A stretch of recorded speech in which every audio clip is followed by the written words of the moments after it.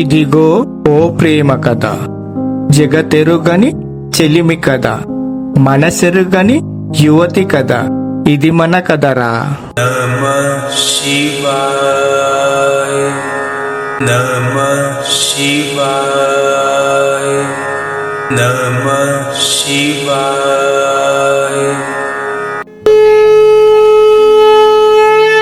సృష్టికి మూలం హిందూ ధర్మం.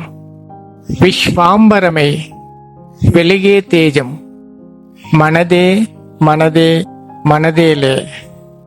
ఇది సనాతనం, అతి పురాతనం, మనదే మనదే మనదేలే.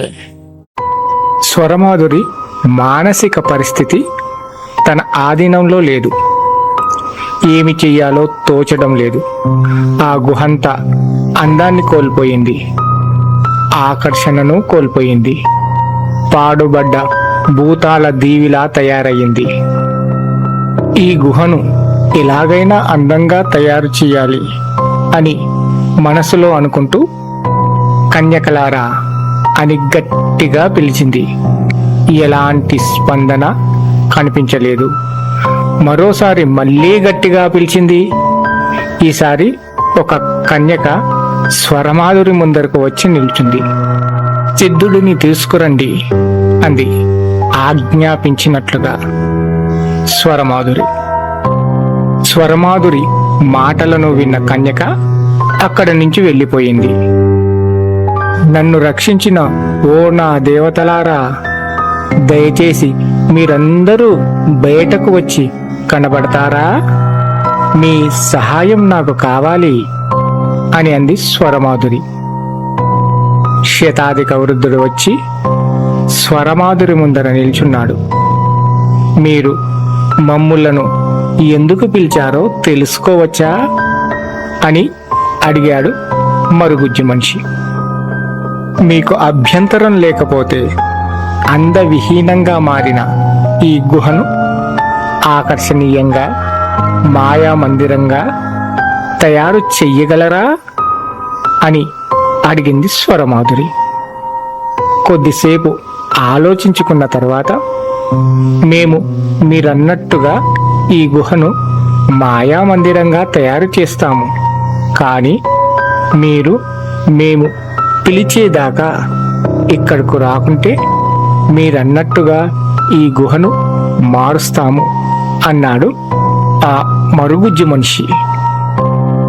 నేనిక్కడ ఉండగా ఈ గుహను మార్చడం కుదరదా అంది స్వరమాధురి.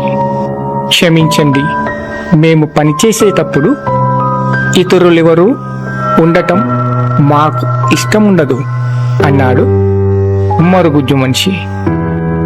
అలా అంటావేంటి దేవుడు గారు?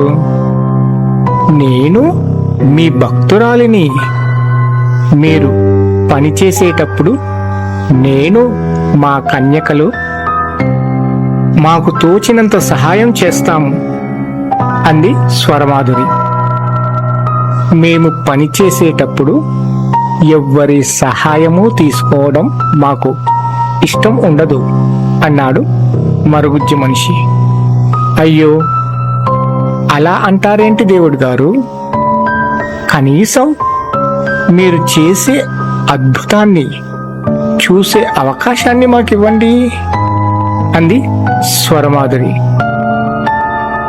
నాకు కొంత సమయం ఇవ్వండి, మా వాళ్ళను అడిగి చెప్తాను అని విగ్రహం వెనకకు వెళ్ళాడు మరుగుజ్జు మనిషి.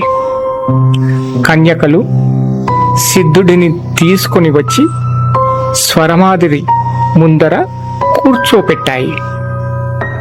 సిద్ధుడు స్పృహలో లేడు. వీడికింకా స్పృహ రాలేదా అంది స్వరమాధురి.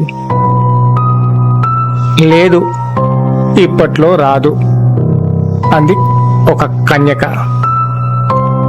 వీడి శరీరానికి జీవలేపనం రాసి రాతి విగ్రహంలాగా మార్చండి అంది స్వరమాధురి.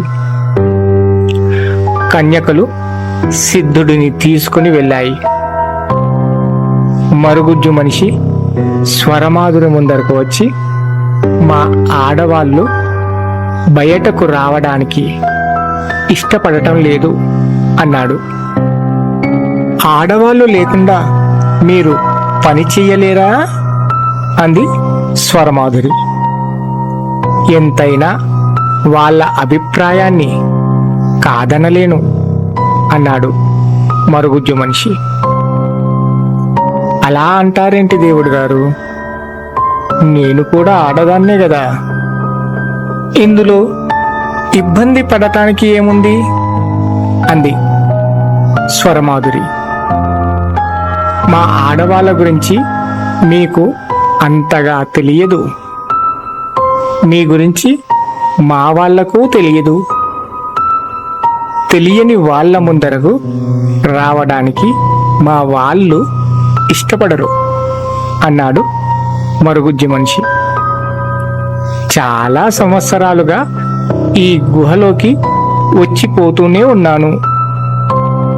ఎప్పుడో అప్పుడు నన్ను మీ వాళ్ళు చూసి ఉండొచ్చుగా అంది స్వరమాధురి. వాళ్ళెప్పుడూ ఈ గుహలోకి రాలేదు, నేనొక్కడిని మాత్రమే అప్పుడప్పుడు వచ్చిపోతూ ఉంటాను అన్నాడు మరుగుజ్జు మనిషి. అయితే మీరు మీ వాళ్ళు ఈ గుహలో ఉండరన్నమాట అంది స్వరమాధురి. అంటే ఉండము, కానీ ఉంటాము అంటూ తడబడ్డట్టుగా అన్నాడు మరుగుజ్జు మనిషి.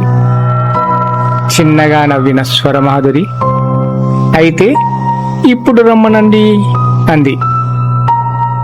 చెప్పాను కదా, పరాయి వాళ్ళ ముందరకు రావడానికి మా ఆడవాళ్ళు భయపడతారు అన్నాడు మరుగుజ్జు మనిషి.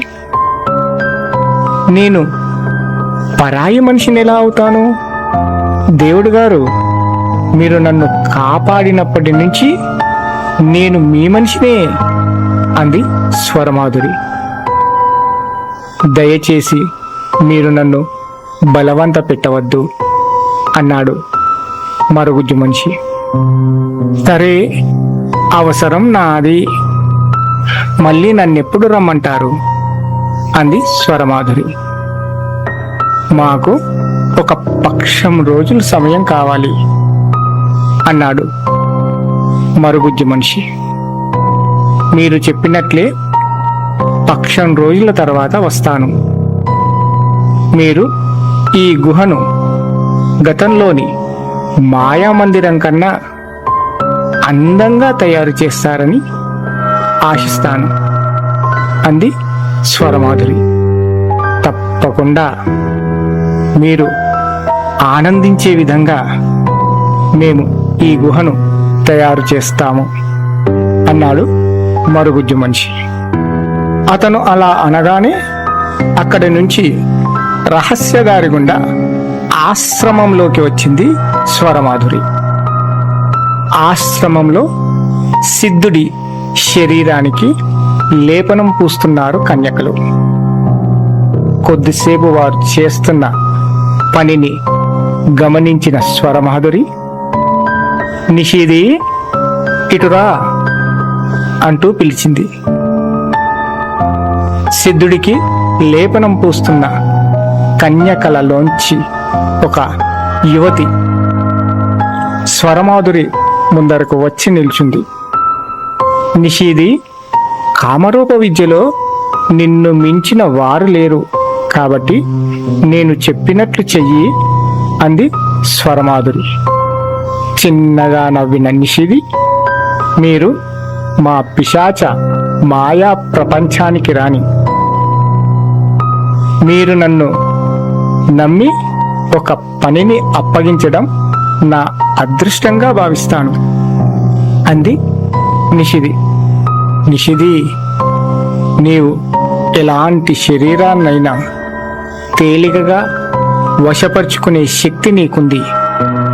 ఎలాంటి శరీర రూపానికైనా మారగల శక్తి నీకుంది. నీ యొక్క అద్భుతమైన శక్తి మన పిశాచ రాజ్యం అభివృద్ధి చెందేందుకు ఉపయోగపడాలి అంది స్వరమాధురి.